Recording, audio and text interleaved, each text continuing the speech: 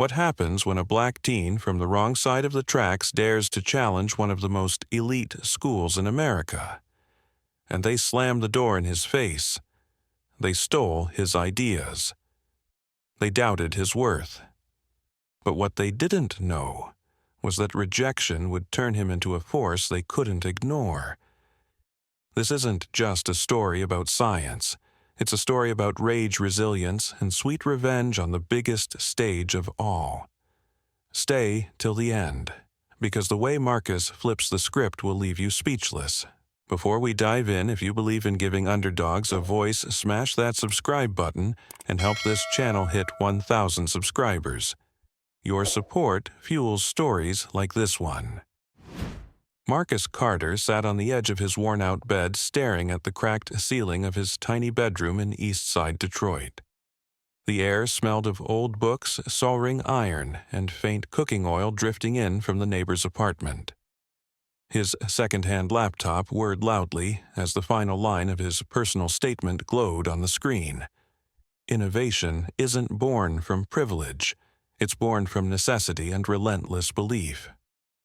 For years, Marcus had poured his heart into this moment, every sleepless night refining his homemade solar grid, every hour spent scavenging parts from junkyards to build a prototype that could increase solar panel efficiency by 25%, every science fair where he stood alone next to polished projects from kids with private tutors and laboratory access. And now, the application to Creswell Institute of Technology, the most prestigious engineering school in the country, was finally ready. Marcus, baby you eating tonight or surviving on dreams again? His mom, Gloria Carter, called from the kitchen, still wearing her cashier uniform from the gas station. I'll eat later.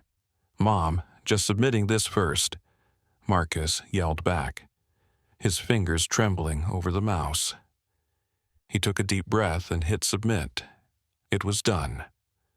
Gloria appeared at the doorway, wiping her hands on a towel, her eyes tired but warm. Your father would have been proud, you know that.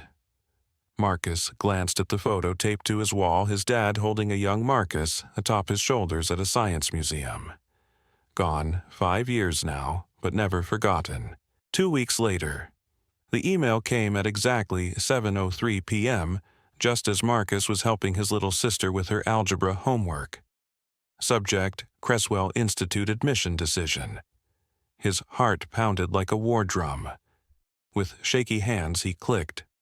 Dear Mr. Carter, after careful review of your application, we regret to inform you. The room blurred. The air felt sucked out. No, this can't. Marcus dropped the tablet onto the couch.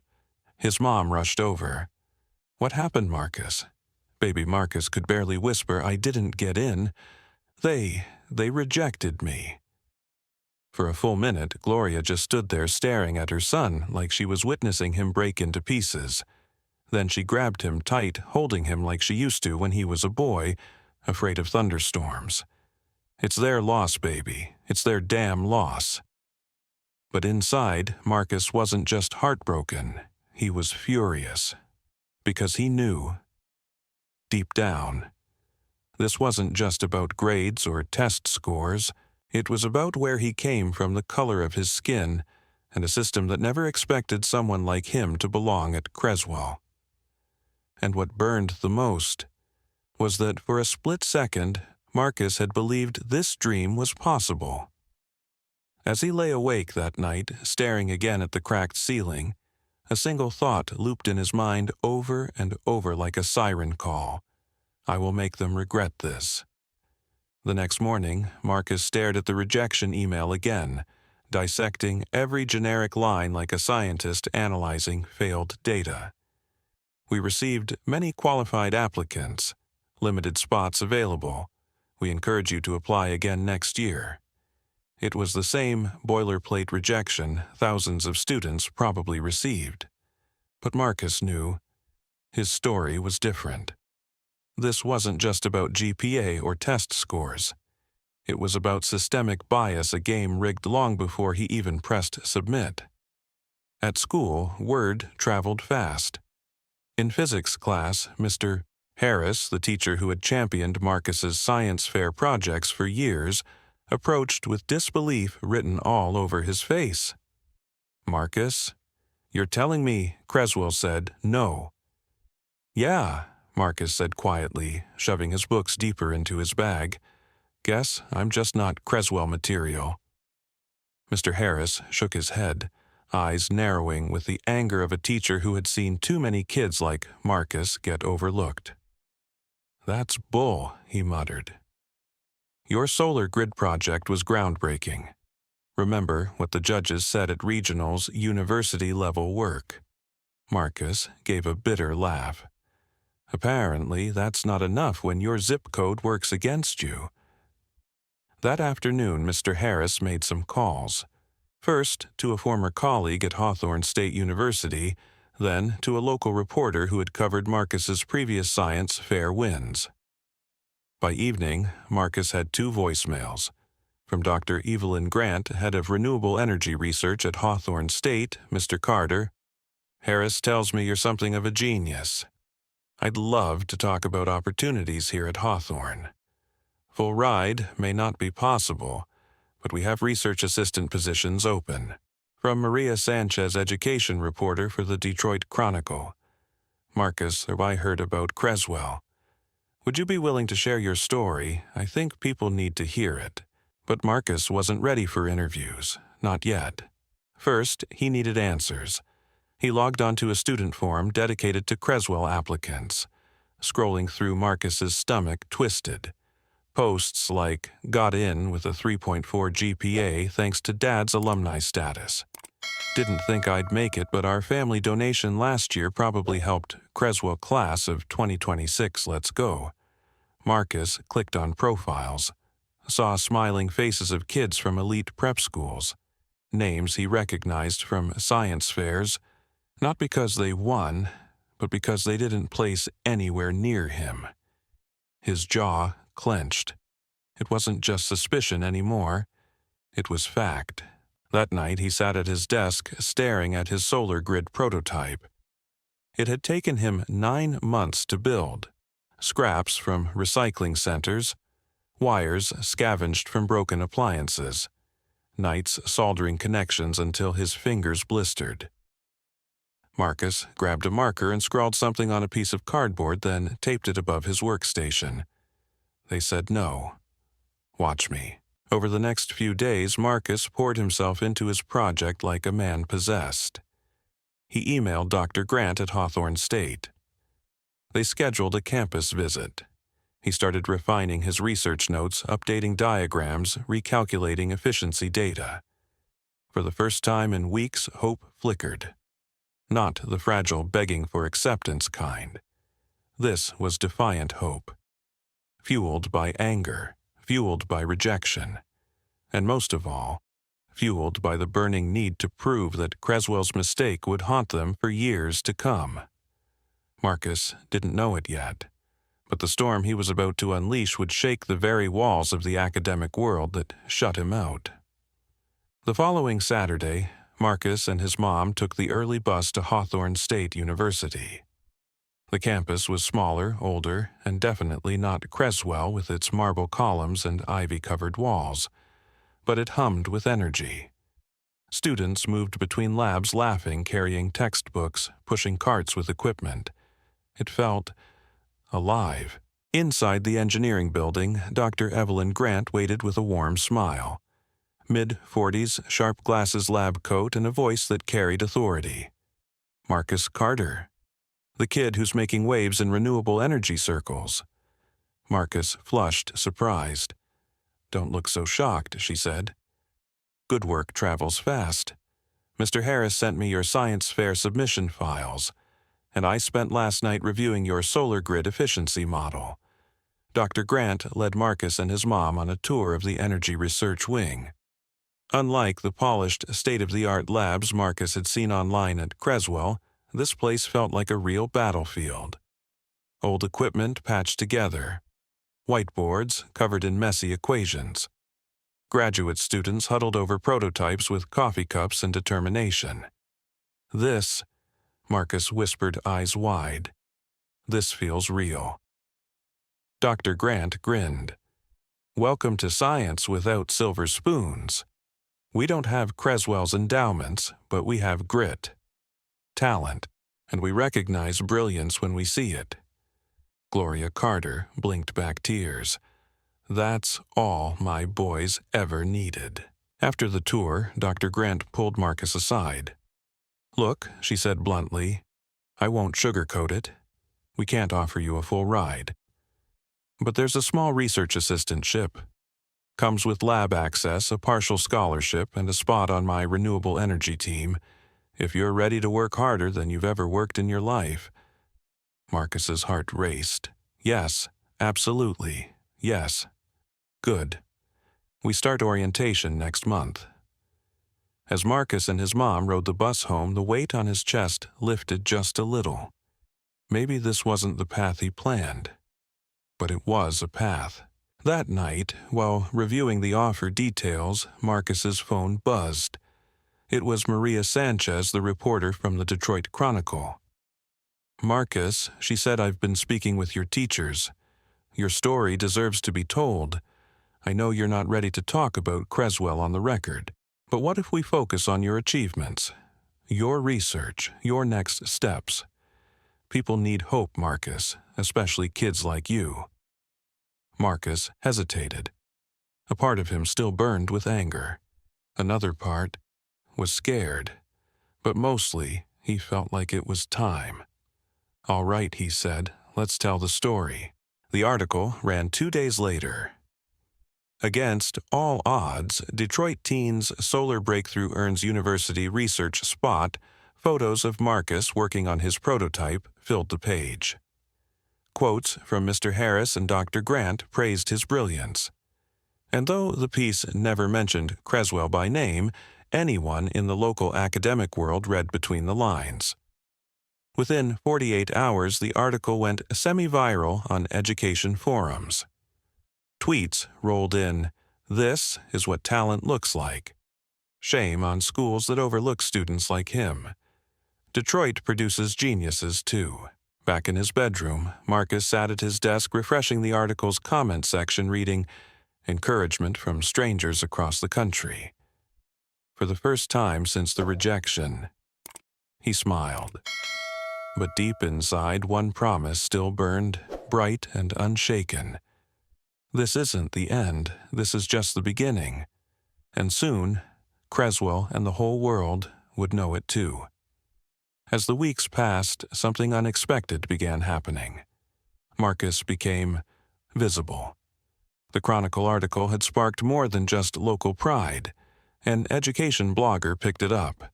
Then a National Science Education Forum reposted the link with the caption, "How many Marcus Carters are we losing to bias every year?" Within days, Marcus's inbox filled with interview requests, encouragement letters from students he'd never met, and offers from small tech startups asking if he'd consider internships. The comments that hit hardest came from other black students across the country. "Dude, same thing happened to me. Your story gives me hope. Keep proving them wrong. For all of us." Marcus didn't respond to every message, but he read every single one.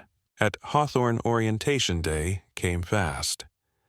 Walking onto campus for the first time as an official student, Marcus carried more than books and lab notebooks.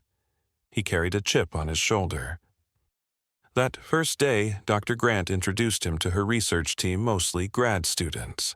There was Tasha, a PhD candidate in materials science, who greeted him with a smirk and said, "So, you're the high school kid stirring up the academic internet." There was Diego, a senior undergrad working on battery storage solutions who offered Marcus coffee like they'd been teammates for years. And there was Omar, a data analytics genius, soft-spoken but razor-sharp. "This is your lab now," Dr. Grant said. "Make yourself at home, but earn your space, and earn it." Marcus did. Within 2 weeks, he was staying late analyzing data, fine-tuning his prototype with feedback from the team. On the surface, he looked like just another undergrad working overtime. But inside, he was still driven by one burning thought: I'm going to build something Creswell can't ignore. Then came the announcement that flipped Marcus's world upside down. Dr. Grant called him into her office one rainy Thursday. "Sit down," she said, pushing a pamphlet across the desk. Marcus picked it up. National Collegiate Innovation Challenge, a nationwide competition showcasing breakthrough student research. Top prize $50,000 research grant and national media exposure. The competition had always been dominated by Ivy Leagues and, of course, Creswell Institute of Technology. "You want me to enter this?" Marcus asked, heart racing. "I want you to win this," Dr. Grant replied, locking eyes with him. "We'll back you all the way." For the first time, Marcus realized something profound. This wasn't just about revenge anymore, it was about making history. That night, as thunder cracked outside his dorm window, Marcus stood in front of his whiteboard, scribbling equations, furiously, redesigning his solar grid from the ground up. His hands moved like lightning. His mind burned like wildfire. Somewhere out there in Creswell's shiny overfunded labs, students were probably sipping lattes while prepping for the same competition. But none of them had what Marcus had, a reason to fight like hell. The lab became Marcus's second home, and sometimes his only home. Days blurred into nights, nights stretched into dawn. He'd sleep for 2 hours curled up under his workbench wake with a crick in his neck, and dive straight back into circuit diagrams and simulation software. But the harder he pushed, the more the walls started to close in. The first blow came from the university budget office. "Grant money's delayed," Dr. Grant informed the team grimly. "If we don't find external sponsorship, you'll be building your final prototype with off-the-shelf materials." Again. Marcus laughed bitterly. What's new? But inside panic brewed. The competition was now 6 weeks away, and other teams from places like Creswell were building with cutting-edge lab tech. He'd be lucky if he could afford enough high-efficiency cells to complete even a small demo model. The second blow was worse. One night, while Marcus ran late-night voltage tests, Omar burst into the lab waving his phone. "Bro, you need to see this." It was a Creswell press release. Their team, led by a student named Brandon Whitaker, was unveiling a new solar conversion prototype, with technology alarmingly similar to the core concept Marcus had submitted in his rejected Creswell application months ago. The headline burned, "Creswell Institute unveils groundbreaking solar efficiency model, a leap forward in renewable energy." Marcus's stomach twisted. Brandon. That smug prep school legacy kid. The same guy Marcus had watched stumble through regionals 2 years earlier. "He's using my exact concept framework," Marcus breathed. Omar cursed under his breath. "Looks like someone at Creswell had a little too much access to your application data." Marcus sat down hard. For a long time he didn't say a word. Then he stood up, grabbed a marker, and in all caps wrote across the whiteboard, "They stole my idea." That night the anger threatened to consume him. Gloria called around midnight after hearing from Mr. Harris that Marcus hadn't been answering texts. "Baby, you okay, no, Mom?" "I'm not." "Listen to me," she said softly but firmly. "You fought too hard to let this break you. Let them take your idea, fine. But they'll never have your mind, Marcus. They'll never have your fire." Her voice cracked. "You didn't build that grid for Creswell. You built it for you. And you're not done yet." Marcus wiped at his eyes. "I love you, Mom. I love you more. Now get back in that lab and show them who they underestimated." The next morning, Marcus gathered the team. "We're not just competing anymore," he said, voice steady but fierce. "We're going to crush Creswell on the national stage." Diego raised his coffee like a toast. "Let's go make some history." And with that, the race against time truly began. The countdown had begun. Only 4 weeks remained until the National Collegiate Innovation Challenge. Every second mattered. Marcus and the team worked like soldiers in a war room. Equations scrawled across windows. Simulation data pouring out of old laptops with overheating fans. Coffee cups and half-eaten ramen bowls littered every surface. Dr. Grant, usually the voice of calm, became a drill sergeant. Marcus, your energy loss calculation, recheck it. Diego cross-verify storage efficiency again. Tasha, where's that report on thermal dissipation rates? Their mantra became simple. Creswell has money, we have mission. But the stress took its toll. Tensions flared one night when a crucial test run failed again. We're pushing this prototype too hard, Diego snapped, slamming down his tablet. We need better materials or this thing's going to implode during the live demo. And what's your solution? Marcus fired back. Magic, funding, fairy silence, the air thick with frustration. Tasha stepped in. Enough. We don't have the luxury of fighting each other. Marcus exhaled, running both hands through his hair. You're right. I'm sorry. Let's just fix this. They regrouped, worked through the night, and by dawn, the system stabilized. It wasn't perfect, but it was battle-ready. Then came the email that hit like a sucker punch. Subject, Creswell Innovation Team. New keynote speakers announced. Attached was the conference schedule. Right there, listed under the keynote address, Brandon Whitaker, Creswell Institute Redefining Solar Grid Efficiency. Marcus stared at the screen. His hands balled into fists. Of course, he muttered. Of course they get the prime speaking slot. They steal my research, and now they're headlining the event. Omar looked over his shoulder. You know what that means, right? Marcus turned slowly. That we don't just need to win, we need to make sure everyone in that auditorium knows exactly who invented this technology first. Dr. Grant entered the lab just in time to hear. She smiled. A rare, fierce kind of smile. Good, she said. Now you're thinking like a scientist with something to prove. The week before the competition, Marcus barely slept. He fine-tuned every line of his presentation, memorized every data point, practiced answering the hardest, most skeptical questions imaginable. And at the bottom of every slide deck in small white letters, Marcus inserted one sentence: innovation doesn't always come from where you expect it. On the night before departure, Marcus stood alone on the rooftop of the science building, staring up at the Detroit skyline.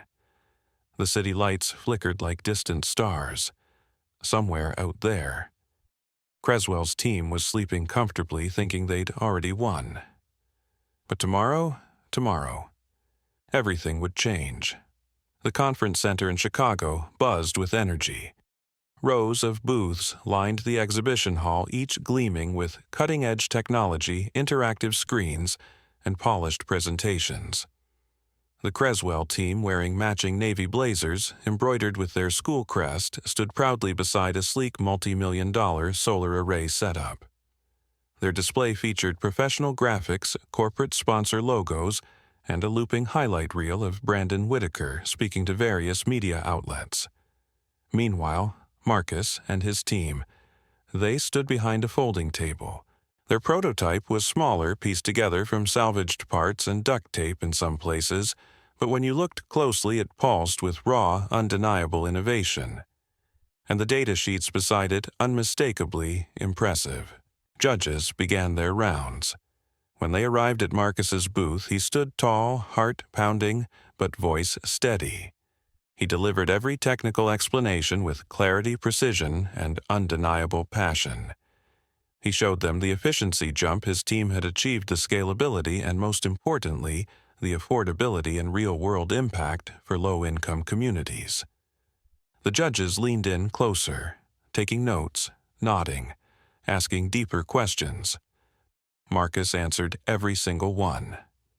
Dr. Grant watched from the sidelines, arms crossed, smiling like a proud general, watching her troops conquer territory. Then came the moment Marcus had both dreaded and craved, a judge wearing a gold badge signifying head panel authority, approached the Creswell booth. Brandon Whitaker caught Marcus's gaze across the aisle, offered a smug half-smile, and turned back to his performance. Marcus clenched his jaw. Brandon's voice boomed as he described their breakthrough in storage efficiency. But every time he referenced our team's innovation, Marcus heard your stolen idea. Later that afternoon, after all preliminary rounds, came the big announcement: we invite the top 5 teams to advance to the final presentation round on the main stage tomorrow. One by one, the names were called: MIT, Stanford, Creswell Institute, University of Chicago, and finally, Hawthorne State University, Marcus Carter and team. Their booth erupted in cheers. Tasha hugged Marcus so hard he almost lost his balance. Dr. Grant's voice rang out loud and proud. Told you so. That night, back at the hotel, the team rehearsed until 2 a.m. Marcus rewrote parts of his speech 3 times, making sure every word would land with power and clarity. He wasn't just presenting research anymore. He was telling a story about being overlooked, a story about perseverance, and most importantly, a story that would expose what Creswell had done without even mentioning their name directly. As Marcus finally crawled into bed, exhaustion settling over him like a weighted blanket, he whispered to himself, "This is for every kid they told you're not enough." Tomorrow was showtime. The main auditorium was packed. Rows of scientists, professors, journalists, and industry leaders filled every seat. Camera crews from educational networks hovered near the front. Marcus stood backstage, heart pounding like a drum.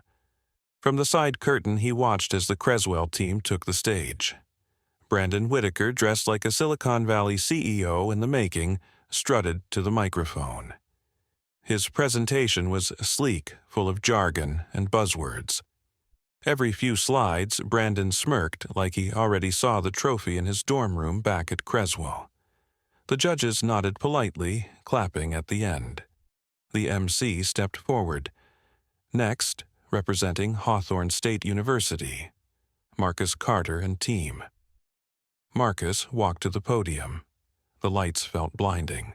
For a brief second, fear tightened his throat. But then he saw his mom sitting in the 4th row, smiling with tears already in her eyes.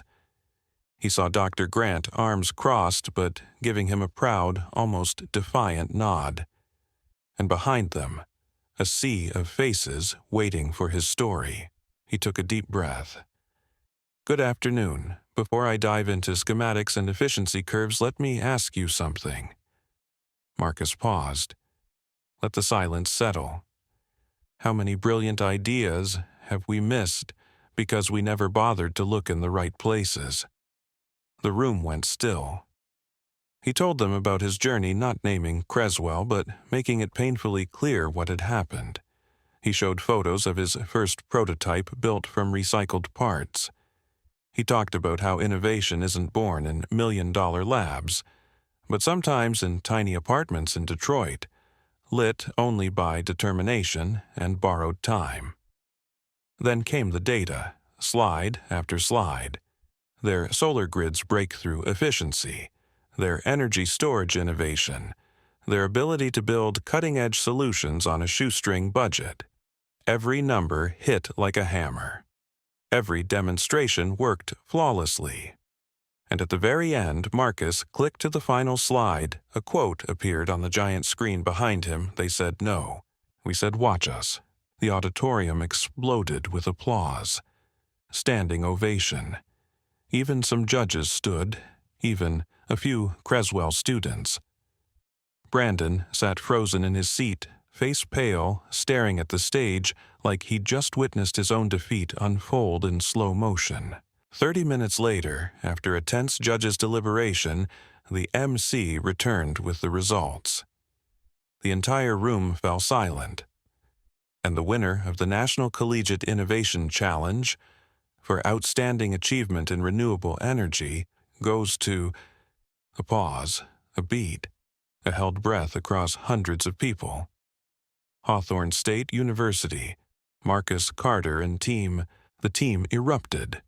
Marcus's legs almost gave out as Tasha, Diego, and Omar grabbed him in a group hug that nearly knocked him off the stage stairs. As he stepped forward to accept the trophy, cameras flashed wildly.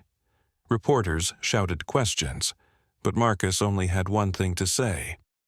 He turned to the microphone, lifted the award high, and declared, "This one's for every kid they said no to." The crowd roared, and in that moment, Marcus knew Creswell would never forget his name again. But more importantly, the whole country wouldn't either. Marcus's journey proves something powerful. It's not about the school name on your resume, it's not about the size of your lab or the zeros in your budget.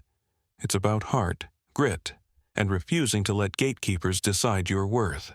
For every young mind out there feeling overlooked, know this: your rejection letter isn't the end. It's just page 1 of your comeback story. If this story moved you, if you believe brilliance exists in every neighborhood, please like this video, share it with a friend, and help us reach 1,000 subscribers so we can keep telling stories that deserve to be heard. Because the next Marcus, they're out there right now, waiting for someone to believe.